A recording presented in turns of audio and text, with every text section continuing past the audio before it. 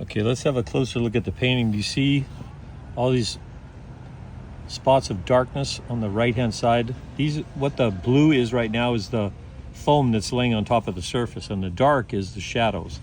So if you look, some of this it's got a lot of linseed oil with it, so it's a transparent wash. But now I'm taking a brush, it's a bristle brush that's stiff, and you can use that brush to smear in.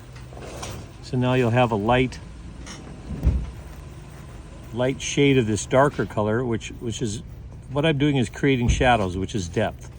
So if you want to create depth in your paintings, you have to create the illusion of sunlight. And in order to create the illusion of sunlight is you have to have shadows. So these are the shadows that's going to create the illusion of a very strong bright light, in this case the sun, hitting the foam that's laying on top of the water.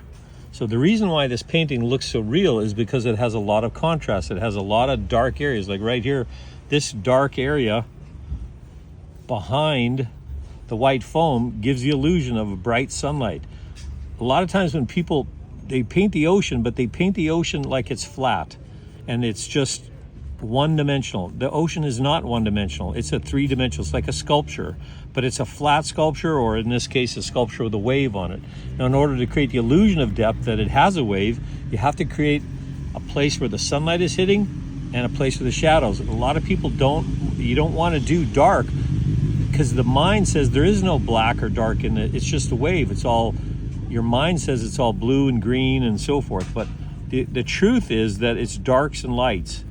And so you can see here in this painting, because it's exaggerated, that it is all darks and lights. So what I'm creating is the illusion of shadows, again, that are the pieces of foam that are laying across the water.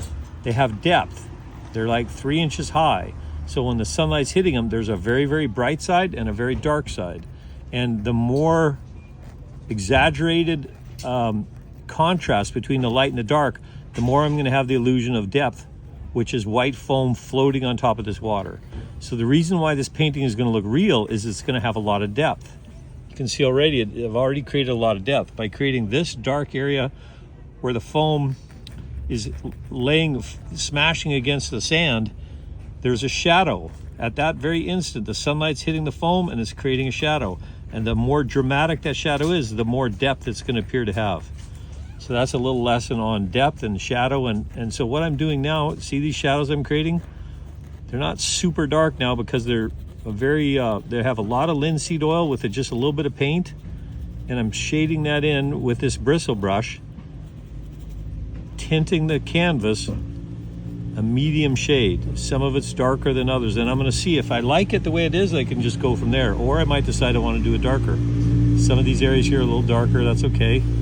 Look at this, is very dark. I'm going to play with this brush, going through all these shadows and adjusting, in this case, from super dark to maybe a medium dark, so that these shadows will look realistic, and they'll still have the darkness to create the depth where the sunlight's hitting the one side and the shadows on the other. But it's going to be not too much. If you do it too much and it's exaggerated, it has a very stark look, which it's your choice as an artist. How do you want your wave to look? Do you want it to look very, very stark and bright sunlight? In this case, this is actually in a very exaggerated lighting scenario for this wave because I like the way it looks. It looks very realistic. It's just about too realistic. And so I might decide I want to tone down a little bit, maybe make the shadows a little less dramatic.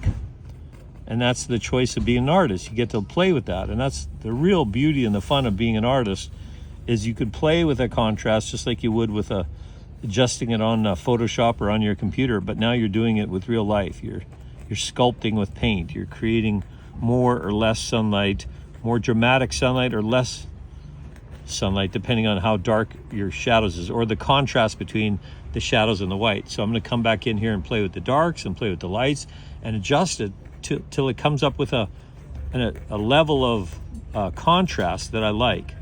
In this case, the more contrast I have, usually the more realistic it is. If you don't have a lot of realism in your paintings or in your drawings, it's because you don't usually have enough contrast. If you just adjust that a little bit, make the shadows a little darker or make the lights a little lighter, you'll have more contrast, and your paintings or drawings will look more realistic. All right, talk to you guys later. Enjoy.